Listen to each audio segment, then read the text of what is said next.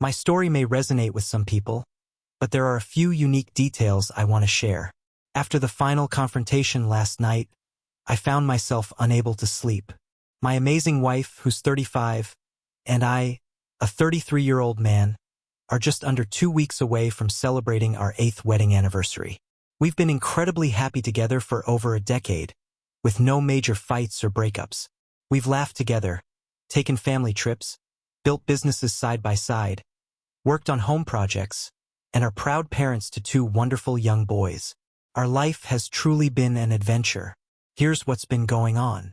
Last year, my wife had an interview at a well-known long-term care facility and was offered a top position by her current boss. Ever since then, she's been singing his praises, saying how dedicated he is to putting family first, how committed he is to the company's success, and how much he believes in her ability to thrive. But things started to get strange on her first night at the job. Over the next few months, I began to notice some odd occurrences that made me feel more and more skeptical. Her new role included activities like golf outings and fundraisers, which I didn't mind, but some things didn't sit right. I didn't have any concrete suspicions at first, but gradually my gut started telling me something was off, whether it was something or someone involved. One evening in June, I was overwhelmed with anxiety, fearing something had happened to my wife while she was out with her coworkers after a golf event or something similar. I paced around our house, consumed with worry. She had originally told me she'd be back in an hour, but that hour turned into 2, then 3. My wife and I have a habit of sharing our iPhone locations. Not because we don't trust each other, but because we have young children and think it's smart to keep tabs on where we are. Lately, I noticed her location hadn't moved at all. It was just sitting by a busy road. I tried calling her, but it went straight to voicemail. I couldn't help but wonder if she had been in an accident or was in some other kind of trouble. Now imagine this. I'm at home, about to call the authorities because she still hasn't come back. Just as I'm about to dial, she finally calls me to say she's on her way. I felt this huge relief, but then she told me her phone had died, and she was in a coworker's car with no charger. It struck me as odd, because she always checks in when she's out late. Maybe it was because of her new job and the people she's working with, as she tries to fit in. But still, her explanation didn't quite match up with what I was expecting. Here's the strange part. Her phone's last location was on the way to the restaurant they were supposed to meet at. Pretty odd, right? That was definitely out of character for her. Fast forward a couple of months, and my wife has become somewhat obsessed with her workouts, her weight, and her desire for a larger chest. Her morning routine in the bathroom now takes much longer than it ever used to. To be clear, my wife is in incredible shape, way beyond your average gym-goer. She's absolutely stunning. I once met her boss, and honestly, he never looked me in the eye, even when we shook hands. His palms were drenched in sweat. That encounter really set off my intuition, making my suspicions grow. His visit was brief, and he hardly interacted with my wife or anyone else, for that matter. The only thing he said to me was asking about my high school, but he didn't even glance my way as he said it. He just grabbed a beer and left quickly. Later, one of the other coworkers invited his girlfriend and her daughter over, and they had a few drinks. My wife convinced them to stay longer, turning it into an impromptu dinner party. We had a good time, everyone was enjoying themselves, but eventually the guy and his girlfriend left around 7 p.m. That's when things started to take an interesting turn. My wife had been thinking about going out for drinks with a friend to celebrate a birthday, but she hadn't made up her mind. As the morning went on and her coworkers arrived, she finally decided. She went upstairs, took her time getting ready, and when she came back downstairs, she looked absolutely stunning. After a quick kiss and goodbye, she headed out to a bar on the east side of town. But her behavior felt a little off, and I felt compelled to check in with her to see if she was okay to drive. She reassured me that she was fine, that she'd only had 2 drinks earlier and wouldn't be staying out too late. I think she might have asked me to wait up for her, but I can't remember for sure. Regardless, I decided to put on a movie and relax while she was out. Not even an hour later, I started feeling uneasy because I hadn't heard from her yet. So I decided to check her location through Apple's tracking feature. What I found was completely unexpected. Her phone was showing her location at work, But it wasn't her usual office. It was at a hidden building across from her main workplace. Oh my goodness! I realized she was at a place I had never heard of before. Took a moment to figure out exactly where it was. But once I did, there was no denying it. I started to panic, asking myself, did she change her route? Was she on the phone? What was she doing there? Why did I feel so uneasy about her boss earlier? And why did she head out again so suddenly? This is all so out of character for her. What is going on? Why is she parking at work when she's supposed to be meeting friends for drinks on the other side of town? None of it makes sense. When she came home shortly afterward, she greeted me on the couch with this odd, exaggerated smile that made the moment feel a little uncomfortable. She'd only been gone for about an hour at most, but I still couldn't shake the feeling that something wasn't quite right. My partner has been showering me with affection lately, but for just a brief moment, a thought flashed through my mind. Could she have been with someone else just 10 minutes ago? I quickly pushed that thought away, convincing myself she was probably just in the parking lot, making a quick call or something. Looking back, I realized that was a pretty silly assumption. The next couple of weeks leading into July passed by without any major issues, and I managed to put that earlier incident behind me. Our boys were attending a summer camp located right on the campus where she works, so sometimes I'd pick them up, or she'd ask her colleagues, well, you can probably guess who, to watch them for a little while. Then something unexpected came up. I recently found out that her boss has been letting our kids hang out in his office, giving them snacks and even letting them play on his computer. Can you believe that? They've actually started to get pretty familiar with him. On a more positive note, my wife mentioned how much she appreciates the support she's receiving from her new team. Oh, and let me tell you about our beach trip. We, along with my wife's family, spent a whole week soaking up the sun and riding the waves. We spent our days lounging on the beach and even took the kids on some bike rides. It was a fantastic time. But as soon as we got back, reality hit us hard with a busy work week.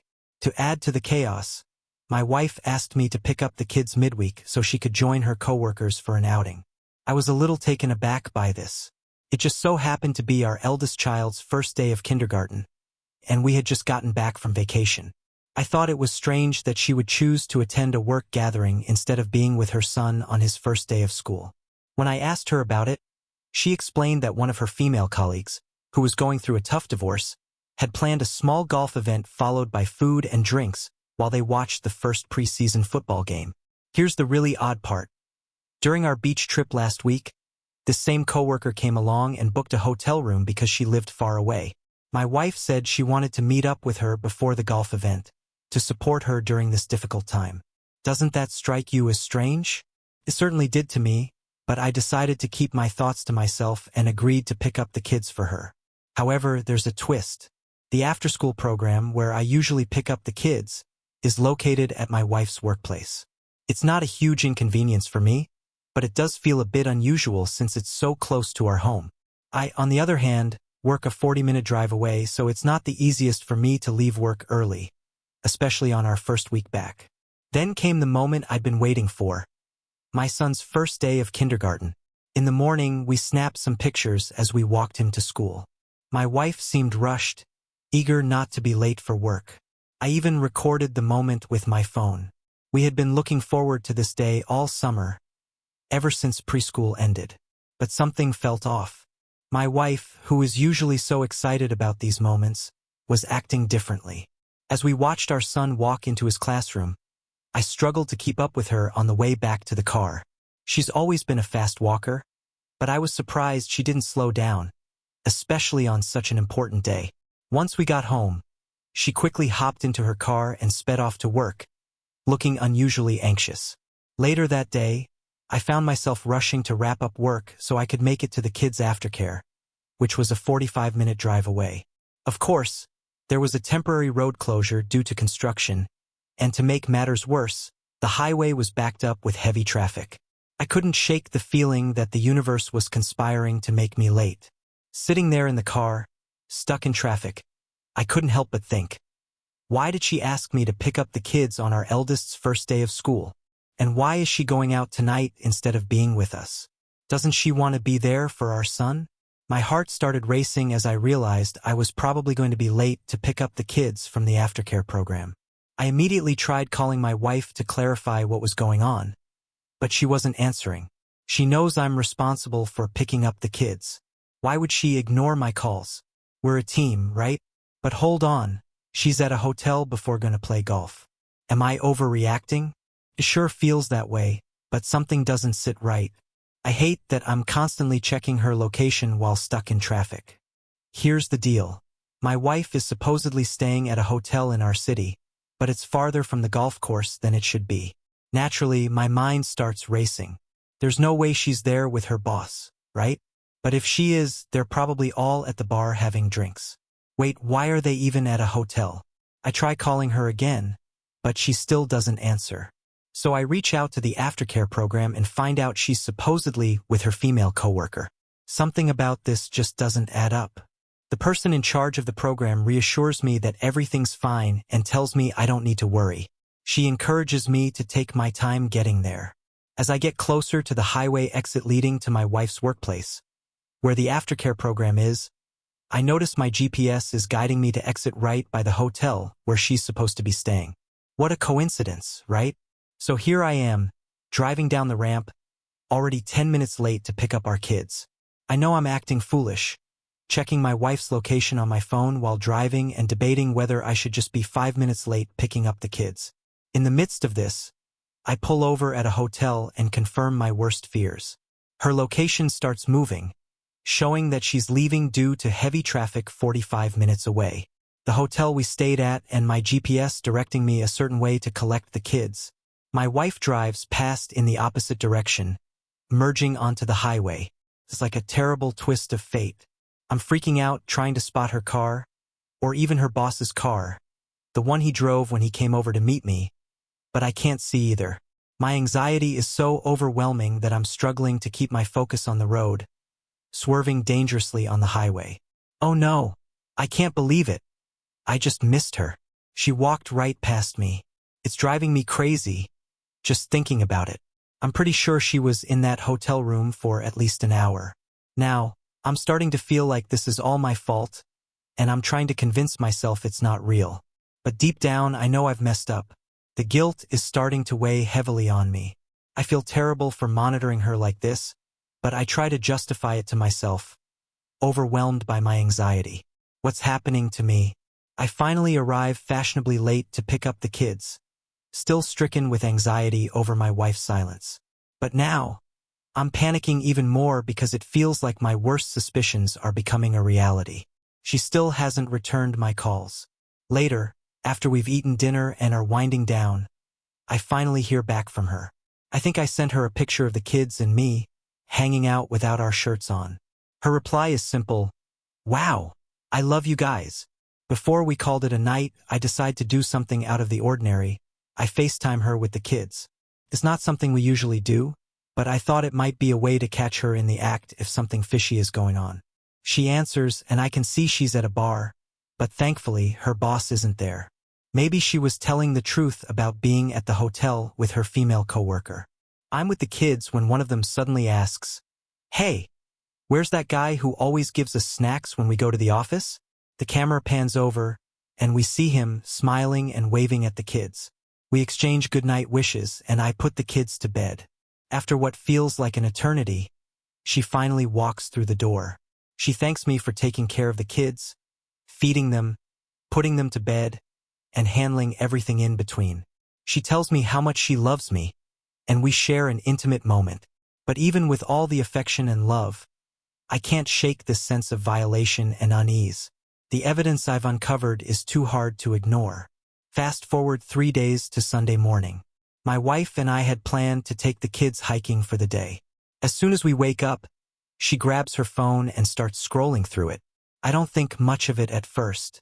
She then heads out for her usual early morning run. As I'm descending the stairs, I grab her iPad. Both of us use it for music. Oddly, it had undergone an update the night before, though I'm not sure if that's relevant to what happens next. Just as I'm about to open Apple Music to start my day with some tunes, a notification catches my eye. It's a message from my wife's boss, filled with emojis. "Hey there, Good morning. It's such a beautiful day for a run. This was something completely unexpected on my iPad. Almost absent-mindedly, I tap the message, and then I see another one, showing that my wife had messaged him as soon as she woke up. Panic hits me hard, and I quickly delete the message. In hindsight, I have no idea what I was thinking in that moment. What was I even doing? Things have taken an unexpected turn, and now I can't ignore the compelling evidence. My wife comes back from her jog, and I'm upset, but I make an effort to stay calm. Instead of blowing up, I recount what the guy wrote to me in my own words. She looks confused and uncomfortable, so I guide her to the dining room and sit her down, looking into her eyes from just a few inches away. Me. So, what's going on between you and your boss these days? Her. What? Nothing. He's my boss, and he's almost 60 years old. She looks at me, disbelief written all over her face. Me. We have our two adorable boys in the other room. What's going on? I show her the text messages. Her. I'm telling you the truth. B is just a playful nickname we all use, and we're only competing on our Apple Watches. I promised him I would go for a run. I swear, there's nothing going on between us. As I walk away, I can't help but think that maybe I shouldn't have said anything. Maybe I should have stayed silent, let the messages keep coming, and waited for something that wouldn't deceive me. But at this point, I just want her to be honest and open with me. We head to the trail for our hike, and things feel unusually tense, especially with my wife's odd behavior throughout. By the time we finish the long, quiet hike, the kids are asleep on the ride back. I finally decide to bring up the text message she received that morning, explaining how much it had been bothering me. I mean, who sends a message that early on a Sunday unless something significant is on their mind, right? When I bring it up, she immediately acknowledges how troubling it seems. I can tell she's been thinking about it all day, and she doesn't try to deny that. Still, she denies any wrongdoing. Meanwhile, the memory of the hotel incident keeps nagging at me, like a persistent headache. Later that evening, we uncork a bottle of wine and revisit the topic of the text message. I hoped she might finally share more details, but she continues to deny any misconduct, reassuring me that everything is fine. Almost 3 weeks later, last Saturday turns out to be a particularly eventful day for me. I wake up with a gut feeling that my wife might be having an affair. It happens to be the same day as one of my company's biggest annual events, so needless to say, I'm already under a lot of stress. Despite being swamped with work, I can't shake off the lingering thoughts of the hotel incident that's been haunting me for weeks. On top of everything, my wife and I used to go to the gym together, but now she takes the kids while I head to the office. My nerves are on edge as I prepare for the event, feeling like my emotions are close to boiling over. Fast forward to last Saturday. I wake up with that same intense gut feeling. It's the same day as the big event, and I'm struggling to stay focused on my work while these nagging thoughts about the hotel incident continue to consume me. On top of that, I've been meaning to address a task regarding the hotel for the past 3 weeks, so I decide to call the hotel. I'm desperately hoping for a sign, anything, that will confirm my wife's female coworker as the one who booked the room. The phone rings, but I hang up after the second ring. Soon, though, I start questioning whether I even want the truth. Maybe it's better to stay in the dark. After all, I still have work to do, so I try to push those thoughts aside. Meanwhile, my wife is home with the kids. I feel guilty for not rushing back to be with them, even though I probably could have made it back before their bedtime. As the day draws to a close, I can't shake the feeling that something is wrong, like I'm missing something important. It's Sunday morning, and we're supposed to head to her brother's house to watch football. But I have to go into work, which is unusual for a weekend, to deal with some lingering issues from the previous day's event. Meanwhile, she goes to the gym, planning to pick me up from work so we can head to her brother's place together. As I start packing up, her iPad catches my attention. Despite a twinge of guilt, I feel justified in what I'm about to do. I know there's something she's hiding. She's already figured out how to sign out of iCloud and disable text notifications. A clear sign she's hiding something. I take a look at her boss's contact card and notice that she had toggled her location sharing on and off with him the night before. So I decide to dive into her photo stream. At first, Everything seems normal as I browse her albums, but then I come across something odd labeled deleted photos. My curiosity spikes and I investigate further. Among the deleted images are photos of her in her underwear, taken the morning after we returned from our beach vacation, before she went back to work. I wonder who she sent them to because it certainly wasn't me. It's a shift from her usual behavior, and it makes me realize just how serious their relationship has become. Then, I find what looks like an accidental screenshot of a text conversation with her boss from the day before their hotel stay. The message talks about their plans for lunch, buried under a slew of heart emojis. And then, the boss wraps it up with, "I've been eagerly anticipating seeing you since last Friday when you left. I can't wait to see you, babe."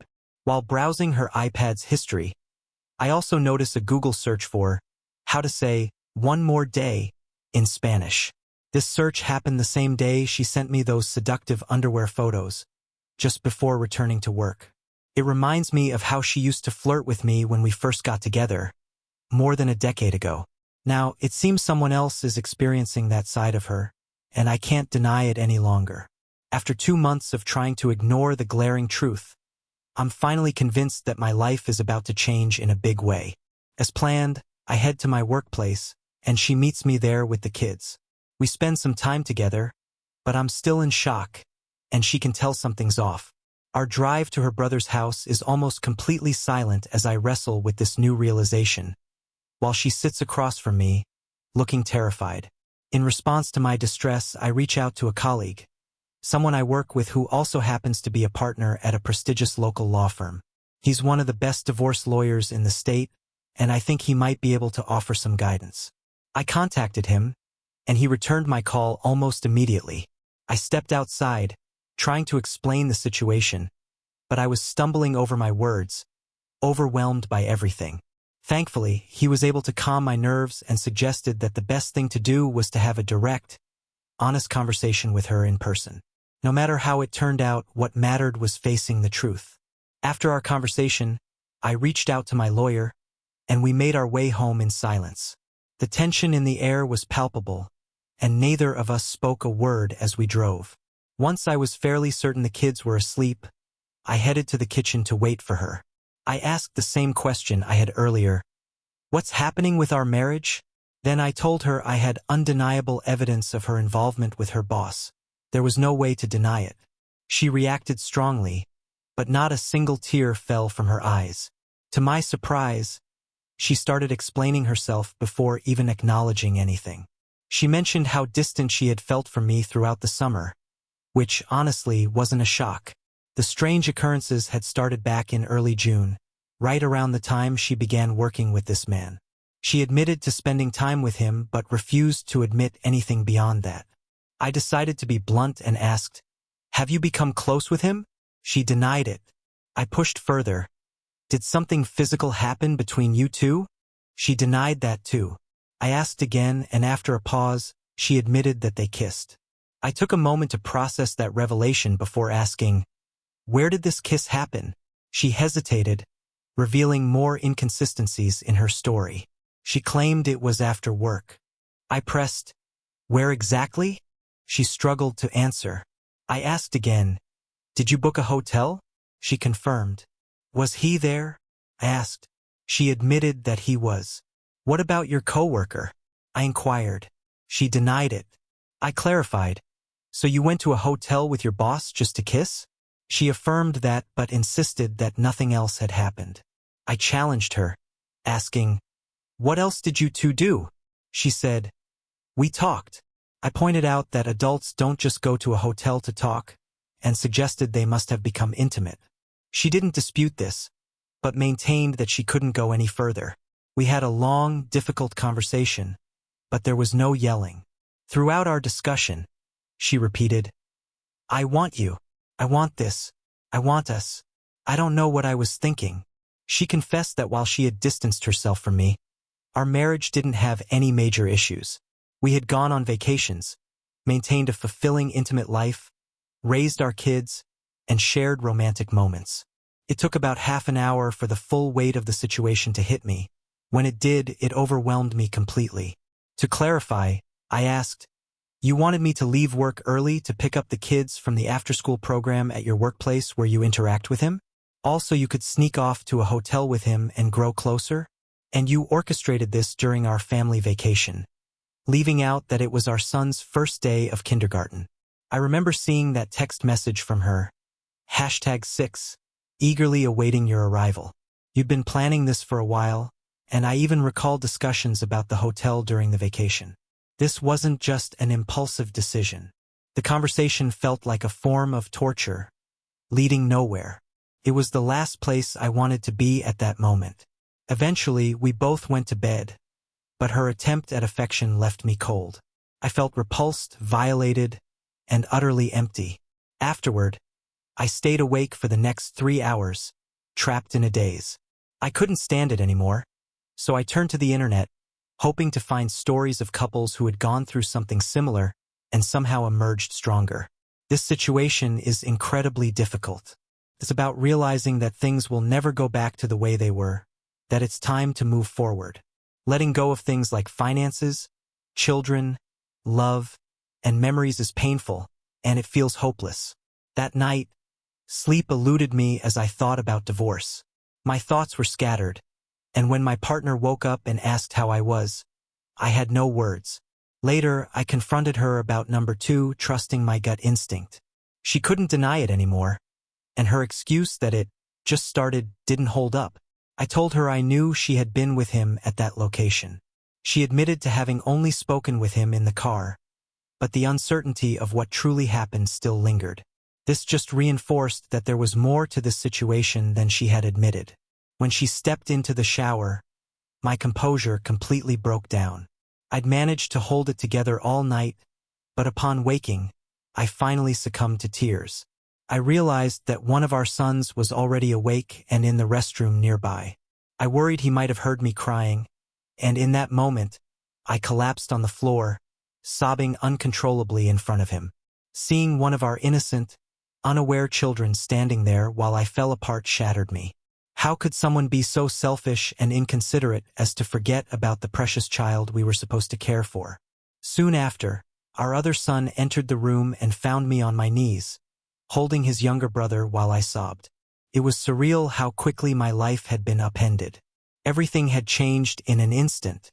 Summoning what little strength I had left, I got out of bed and went downstairs to make coffee. My partner remained unaware of the turmoil inside me.